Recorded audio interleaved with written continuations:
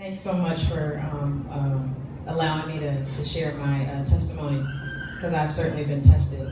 And thank you for praying for North Minneapolis. And what I'd ask you to pray for too is that the truth come out. So there are two different stories about what happened. And you have and it's along race lines, by the way. And so the fact is, we know that the Jamar was shot in the head. And we can't understand that. And the fact is also that the police are not our enemy, and that we know too. But there's a lot of historical racism and distrust and brutality and historical pain that leads people to, no matter what the truth is, to distort it and not even believe it. And so we're really praying that God would heal, would bring truth, and then heal our hearts. This is as much a race issue as it is police, And so, anyway, so I'm originally from New Jersey, and I am a descendant of slaves. My parents were from Georgia and North Carolina, and they migrated to the north. People don't look at African Americans from the South as immigrants, but they migrated north for deliverance from a lot of the negativity and the racism of the South, and grew up with white water fountains, black water fountains. My mother, in fact, she was going to school in Alabama and to college, and she had 10 brothers and sisters, and really, really poor. All my grandparents had been sharecroppers, which was the next form of slavery. And in Alabama, everybody was really tense during the time, and in the South, nobody liked Martin Luther King, and they didn't like black people who were in any city if they weren't from that city, because they called them agitators. And so the Ku Klux Klan and the White Citizens Council, so there were business folks who also practiced open racism, threatened the lives of the college students who weren't from Alabama. And again, my mother was from North Carolina, South Carolina. And so many of the professors just got worried the threats were getting too real, and they kind of smuggled my mother and a bunch of other college students out of Alabama. And my mother never returned to college and moved north. And it doesn't share the story. My grandmother shared the story. In fact, my mother kind of denied it right now. And because it's some shame along with it. But what I know is my first I've always had this awareness of God, because that's a legacy of slavery. You don't make it through 400 years of bondage without doing a whole heap of praying. And we even had a woman called Harriet Tubman, who after she was freed, you guys know, she went back several times into slavery to free others along the railroad, the Underground Railroad. And so a lot of praying went on. And that generationally got passed down. So it was like, even if you weren't this Bible thumping, cross wearing Christian, you just kind of Christianity and Jesus as deliverer was part of the air you breathed.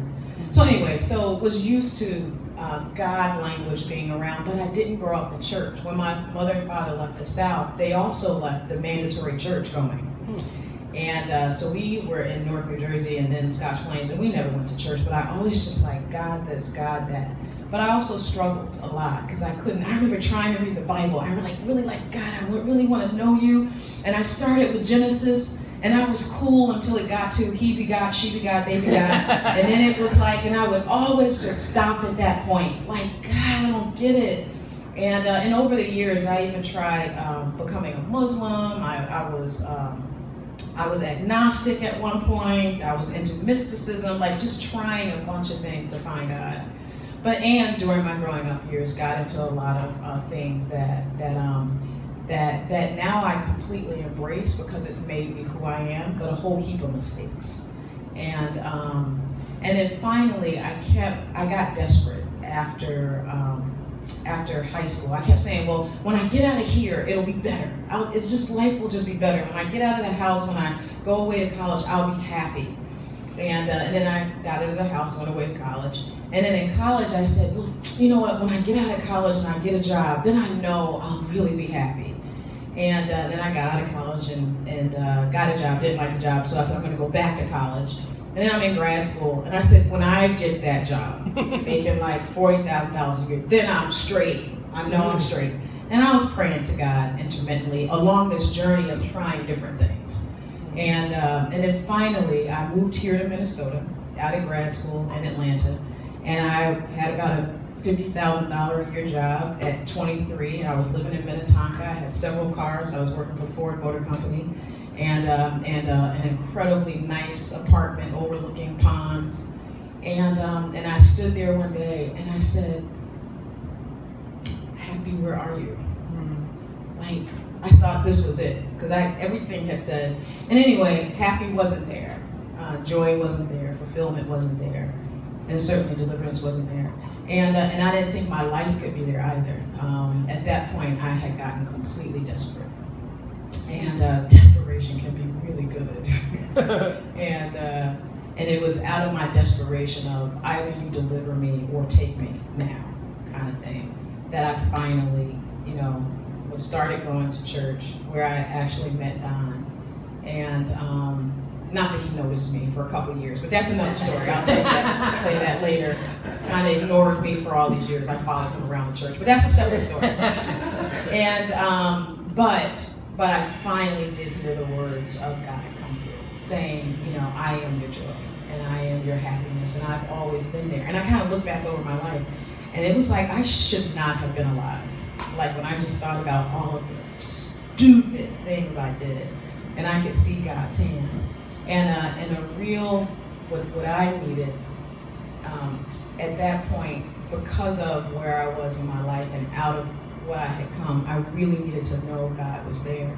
And he was always there, but went to a service, had never heard about baptism in the Holy Spirit, and but started hearing more and more. Went to a Joyce Myers service. I don't know if you guys heard of Joyce Myers before.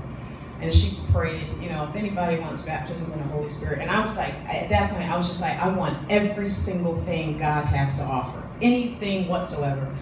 And so she prayed for us, and I remember, and my girlfriend, who had been a Christian her entire life, had always sought baptism in the Holy Spirit, and with the evidence of the gift of speaking in tongues, was with me, and she had gone there that night for that. I just went for anything God had to offer, and I remember I finally, really tangibly experienced what I had already come to know, but the presence of God, and I started to speak. Actually, in intelligible language, I spoke in Swahili, which I had never heard.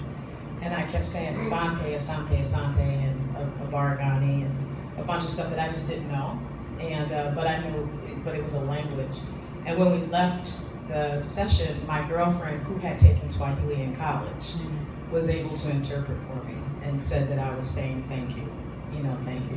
And so that's really, as we fast forward today, 25 years, it's been 25 years now that I've been born again. I was just counting that up today.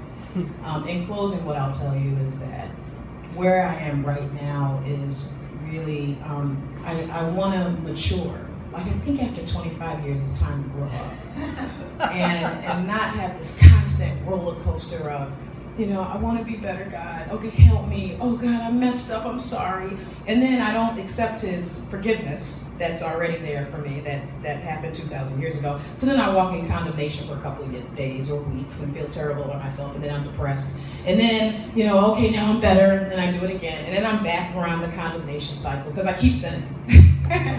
But maturity would be I would accept God's grace right then and there, forget what's behind me, press ahead towards what is in front of me. And so that's where I am. Just like, God, help me to grow up and to know your presence. I don't have to feel you. I don't have to sense you. I just have to know you and what your word says. And so practicing the presence of God is what I try to do every day. Thanks.